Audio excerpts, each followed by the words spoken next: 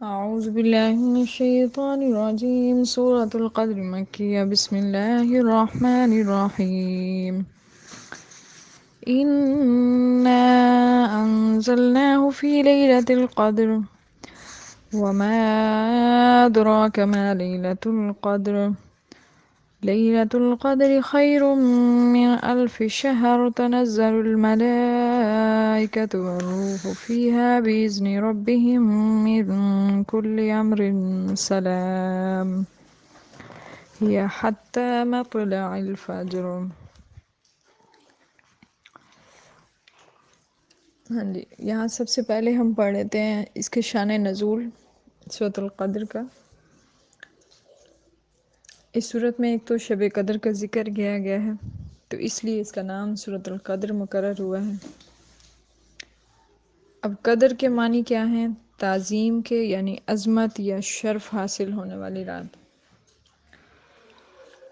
تو نبی کریم صلی اللہ علیہ وسلم نے پہلی امتوں کی عمریں دیکھی تھی جو کہ ہزاروں سال تھیں،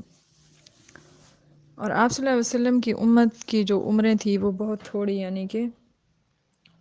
60 70 100 سال اس طرح۔ لیکن اگر وہ نیک اعمال میں پہلی قوموں کی برابری کرنا چاہتے تو ناممکن تھا، تو اس لیے رسول کریم صلی اللہ علیہ وسلم کو بہت رنج ہوا، تو انہیں اس کی اللہ تعالیٰ نے جو ہے ان کے رنج کی وجہ سے یہ سورت جو ہے وہ نازل کی، تاکہ اور یہ رحمت فرمائی گئی کہ اس کی فضیلت اور بزرگی بھی بتائی گئی کہ صرف ایک رات کی عبادت کرنے کا ثواب جو ہے، ایک رات یعنی کہ شب قدر کی جو رات ہے وہ 1000 مہینوں سے بہتر ہے۔ اب اس سے زیادہ یعنی کہ ایک شب قدر میں عبادت کرنے کا اجر و ثواب یہ ہے، یعنی کس قدر علم میں، یعنی کہ اللہ تعالیٰ کو ہے کہ کتنا زیادہ اس میں اجر و ثواب اللہ تعالیٰ نے لکھا ہے، اور خلوص کو دیکھ کے اس سے زیادہ بھی ہو سکتا ہے۔ یعنی کہ اگر کوئی خوش نصیب انسان جو ہے اپنی زندگی میں 10 راتیں بھی اس کو میسر ہو جائیں، تو یعنی کہ ایسی 10 راتیں وہ عبادت میں گزار دے، تو گویا کہ اس نے 833 سال کی عمر جو ہے وہ صرف اور صرف عبادت میں گزار دی، بلکہ اس 833 سال 4 ماہ سے بھی زیادہ۔ تو اب ایک مرتبہ رسول کریم صلی اللہ علیہ وسلم نے، بعض روایت میں یہ بھی آتا ہے کہ حضور صلی اللہ علیہ وسلم نے جب بنی اسرائیل کے ایک شخص کا ذکر کیا کہ وہ 1000 مہینے تک اللہ کے راستے میں عبادت کرتا رہا تھا، یعنی کہ مسلسل 1000 مہینہ، تو صحابہ کرام کو ان پر بڑا رشک آیا، انہوں نے عرض کیا، یا رسول اللہ کیا ہم بھی اس طرح کر سکتے ہیں کہ ہم بھی اس شخص کے ثواب کے برابر پہنچیں؟ پھر دفعتاً کہنے لگے کہ ایسا ممکن نہیں ہے، کیونکہ ہماری عمریں تو 60 سے 70 سال ہیں، اس میں بھی 1/3 تو ہم سونے میں گزار دیتے ہیں، اور کچھ جو ہے معاش کی تلاش میں اور دوسری حاجتوں میں، اور کچھ اس میں سے جو ہے مرض اور سستی میں ضائع ہو جاتا ہے۔ پھر عبادت کے واسطے کیا باقی رہا؟ تو حضور صلی اللہ علیہ وسلم بھی اس بات کو سن کر کچھ غمگین ہو گئے۔ غمگین ہوئے تو اللہ تعالیٰ نے جب یہ صورت نازل کی تو حضور صلی اللہ علیہ وسلم بہت خوشی محسوس ہوئی۔ تو ایک روایت میں کیا ہے کہ نبی کریم صلی اللہ علیہ وسلم نے بنی اسرائیل کے 4 حضرات انبیاء کا ذکر کیا ہے، جن کی عمریں 80 سال تک اللہ کی راہ میں صرف عبادت میں مشغول رہے تھے، اور اتنے مشغول تھے کہ پلک جھپکنے کے برابر بھی انہوں نے اللہ کی نافرمانی نہیں کی تھی۔ تو اس پر صحابہ کرام کو بڑی حسرت ہوئی، تو حضرت جبرائیل علیہ السلام بارگاہ رسالت میں حاضر ہوئے اور سورۃ القدر کی تلاوت سنائی۔ تو اس پر جو ہے کہ امت محمدیہ کو اللہ تعالیٰ نے کس طرح بڑا انعام دیا ہے کہ صرف ایک رات کا یہ جو اللہ کی طرف سے خاص عطیہ ہے، یہ کس طرح بڑے انعام سے جو ہے اچھا جی، اب نیکسٹ ہمارے ہے سلام ہی حتی مطلع الفجر، ہم نے پڑھ لیا۔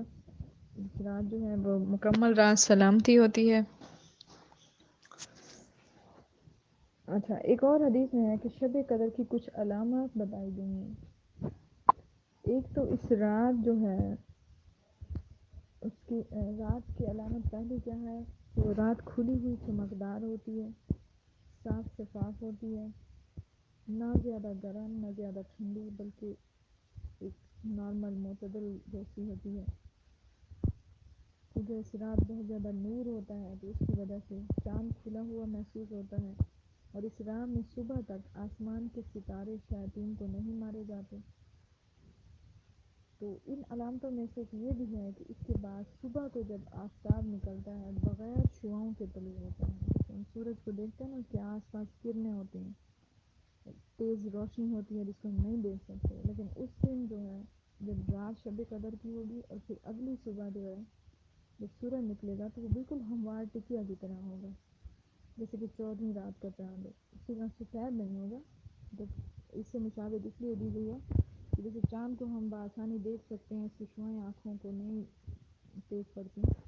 اسی طرح جو ہے وہ سورج جو ہے وہ بالکل ہموار ٹکیا کی طرح ہوگا۔ اور اس دن کے آفتاب کے طلوع کی وجہ سے شیطان کو اس کے ساتھ نکلنے سے بھی روک دیا جاتا ہے۔ اور اس کے علاوہ جو ہے وہ جیسے ہی سورج نکلتا ہے تو شیطان جو ہے وہ دنیا میں اپنے کام کرتا رہتا ہے، اس کے علاوہ شب قدر کے علاوہ۔ اب تھوڑے سے ایک دعا بتا دیتی ہوں۔ ایک حدیث میں حضرت عائشہ صدیقہ رضی اللہ تعالیٰ عنہ روایت کرتی ہیں، حضرت عائشہ صدیقہ رضی اللہ تعالیٰ عنہ روایت کرتی ہیں کہ میں نے ایک مرتبہ حضور صلی اللہ علیہ وسلم سے پوچھا، مجھے شب قدر کا کچھ اگر پتہ چل جائے، یعنی کیا یہ علامات مجھے علم ہو جائے تو میں کیا دعا مانگوں؟ تو حضور صلی اللہ علیہ وسلم نے ارشاد فرمایا، کہو اللہم انکا عفو تحب العفو فاعف عنی،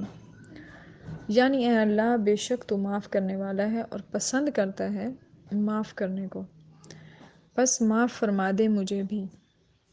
یہ جو ہے ہو سکے سنت پہ عمل بھی ہے، اس کو ضرور جو ہے اس رات دعا کو جتنا ہو سکے کثرت سے پڑھیں۔ اور دوسرا فرماتے ہیں حضرت عثمان غنی رضی اللہ تعالیٰ عنہ روایت کرتے ہیں کہ رسول صلی اللہ علیہ وسلم نے فرمایا، جس نے جماعت کے ساتھ عشاء کی نماز پڑھی اس نے گویا نصف شب قیام کیا، یعنی کہ آدھی رات جو ہے اس نے عبادت کمائی، اور جس نے جماعت کے ساتھ فجر کی نماز بھی پڑھی تو اس نے گویا پوری رات عبادت کی، یعنی باجماعت عشاء کی نماز کے بعد باجماعت فجر کی نماز بھی پڑھی گئی تو گویا اس نے پوری رات جو ہے وہ نماز پڑھی، اس کے برابر جو ہے اس کو اجر و ثواب دیا جائے گا۔ فرمایا یہی دو فرض نمازیں ہیں، ایک ابتدائی ہو گئی اور جو دوسری انتہائی، جس میں جو ہے پوری رات نماز پڑھنے کا ثواب ملتا ہے۔ اور اس کے علاوہ یہ ہے کہ ایک مرتبہ مسند احمد میں ہے کہ جو شخص اچھی نیت اور اچھی حالت سے جمعے کی نماز کے لیے جائے تو اس کے لیے 1 سال کے اعمال کا ثواب لکھا جاتا ہے، یعنی کہ سال بھر کے روزوں کا اور سال بھر کی نمازوں کا۔ تو اس سے ملتی جلتی اور بھی الحمدللہ بہت سی احادیث ہیں۔ ایک اور میں آپ کو بتا دیتی ہوں کہ مسند احمد میں ہے کہ حضرت ابو ہریرہ رضی اللہ عنہ فرماتے ہیں کہ جب رمضان المبارک آ گیا تو رسول صلی اللہ علیہ وسلم نے فرمایا، لوگو تم پر رمضان کا مہینہ آ گیا، یہ بابرکت مہینہ ہے، اس کے روزے اللہ نے تم پر فرض کیے ہیں، اس میں جنت کے دروازے کھول دیے جاتے ہیں اور جہنم کے دروازے بند کر دیے جاتے ہیں، اور شیاطین جو ہیں وہ قید کر لیے جاتے ہیں، تو اس میں ایک رات ہے جو 1000 مہینے سے افضل ہے، اس کی بھلائی سے محروم رہنے والا حقیقتاً بدقسمت ہے۔ ایک اور حدیث میں ہے کہ رسول صلی اللہ علیہ وسلم نے فرمایا، جو شخص لیلۃ القدر کا قیام ایمانداری اور نیک نیتی سے کرے تو اس کے تمام اگلے گناہ جو ہیں بخش دیے جاتے ہیں۔ پھر فرماتے ہیں کہ اس رات کی برکت کی زیادتی کی وجہ سے بکثرت فرشتے اس میں نازل ہوتے ہیں، اور وہ فرشتے جو ہیں وہ اس انسان کے لیے رحمت اور برکت کی دعائیں کرتے ہیں، جیسے تلاوت قرآن کے وقت اترتے ہیں، یعنی کہ ہم جب قرآن کی تلاوت کر رہے ہوتے ہیں جو اس وقت فرشتے آتے ہیں اور ذکر کے مجلسوں کو بھی گھیر لیتے ہیں، جیسے کوئی ہم ذکر یا نیکی کی بات کر رہے ہیں، اور علم دین سیکھنے والوں کے لیے یہ فرشتے جو ہیں وہ راضی خوشی اپنے پر بچھا دیتے ہیں اور ان کی عزت و تکریم کرتے ہیں اور ان کے لیے جو ہے رحمت اور بخشش کی دعائیں کرتے ہیں۔ تو لہٰذا جتنا بھی ہو سکے، کیونکہ دو لوگوں سے بھی مجلس اور محفل ہے، تو آپ بھی جتنا ہو سکے اپنی محفل یا اپنی گفتگو میں جو ہے دین کی بات کو ضرور رکھا کریں، تاکہ جو ہے وہ فرشتے آپ کے لیے بد دعا نہ کریں بلکہ رحمت کی دعائیں کر کے جائیں۔ اچھا جی، حضرت قتادہ رحمۃ اللہ علیہ فرماتے ہیں کہ اس رات میں تمام کاموں کا فیصلہ کیا جاتا ہے، یعنی کہ عمر اور رزق مقدر کیا جاتا ہے، ٹھیک ہے، یعنی اس رات میں حکمت والے فیصلے کیے جاتے ہیں۔ حضرت شعبی رحمۃ اللہ علیہ فرماتے ہیں کہ اس رات میں فرشتے مسجد والوں پر صبح تک سلام بھیجتے رہتے ہیں، یعنی جو بھی اعتکاف میں ہوں یا جو بھی اس رات عبادت کر رہے ہوں ان کے لیے جو ہے یہ فرشتے بہت کثرت سے دعائیں کرتے ہیں۔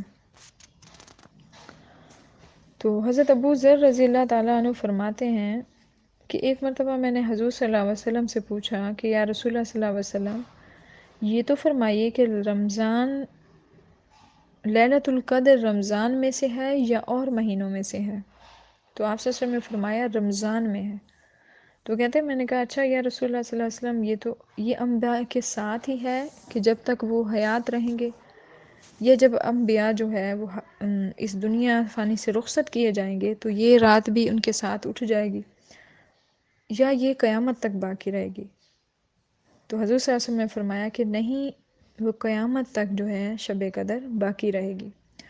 تو پھر انہوں نے اسی محفل میں سوال کیا، کہتے میں نے کہا اچھا رمضان کے کس حصے میں ہے؟ تو آپ نے فرمایا اسے رمضان کے اول 10 دن میں اور آخری 10 دن میں ڈھونڈو۔ پھر خاموش ہو گئے تو آپ بھی اور باتوں میں مشغول ہو گئے۔ تو وہ کہتے کہ پھر میں نے موقع پا کر حضور صلی اللہ علیہ وسلم سے سوال کیا، ان دونوں عشروں میں سے کس عشرے میں اس رات کو تلاش کروں؟ تو آپ صلی اللہ علیہ وسلم نے فرمایا آخری عشروں میں، بس اب کچھ نہ پوچھنا، یعنی کہ آپ صلی اللہ علیہ وسلم نے اس کے بعد منع فرما دیا۔ تو کہتے پھر میں چپ ہو گیا، لیکن پھر جب موقع ملا تو میں نے سوال کیا تو حضور صلی اللہ علیہ وسلم کو کہ میرا بھی کچھ حق ہے آپ صلی اللہ علیہ وسلم پر ہے، فرما دیجئے کہ وہ کون سی رات ہے؟ تو آپ صلی اللہ علیہ وسلم سخت غصے میں آ گئے۔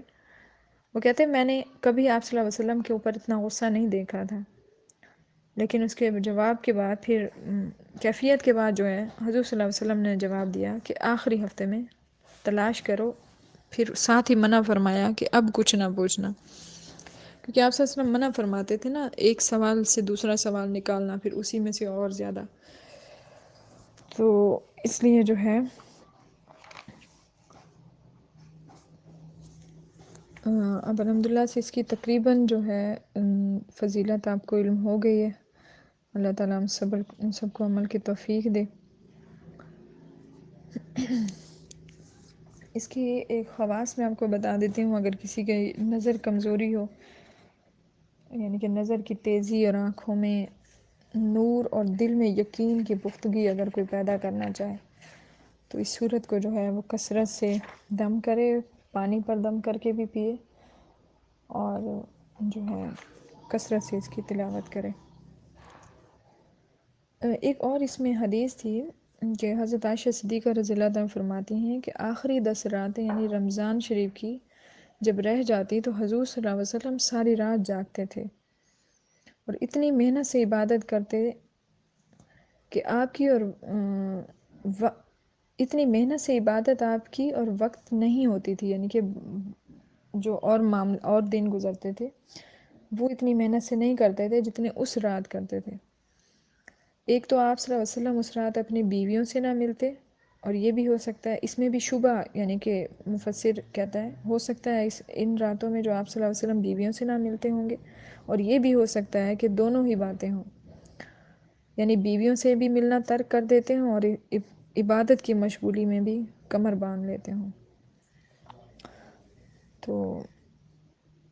یہ ہے کہ ہمیشہ ایک دوسرے کے لیے دعائیں مانگیں اس رات خاص، تاکہ اللہ تعالیٰ جو ہے سب کی دعائیں قبول کریں۔ اور یہ ہے کہ پورا سال صرف یہ نہیں کرنا آپ نے کہ شب قدر کی رات آئے گی تو ایک ہی رات، زندگی کا تو کوئی پتہ نہیں، سال بھر میں بھی پھر اس چیز کا اہتمام رکھنا ہے، اللہ تعالیٰ سے اس چیز کا وعدہ کرنا ہے کہ سال بھر جو ہے جتنا ہو سکے گا اللہ تعالیٰ ہمت توفیق دیں، عبادت میں وقت گزاریں گے اور گناہ نہیں کریں گے، حقوق اللہ اور حقوق العباد کی حق تلفی نہیں کریں گے۔ انشاءاللہ جو ہے اس رات جتنے بھی گناہ ہیں اللہ تعالیٰ توفیق دے، ہمیں یہ رات نصیب کرے اور ہم اپنی بخشش کروا لیں۔ آمین ثم آمین۔ جزاک اللہ۔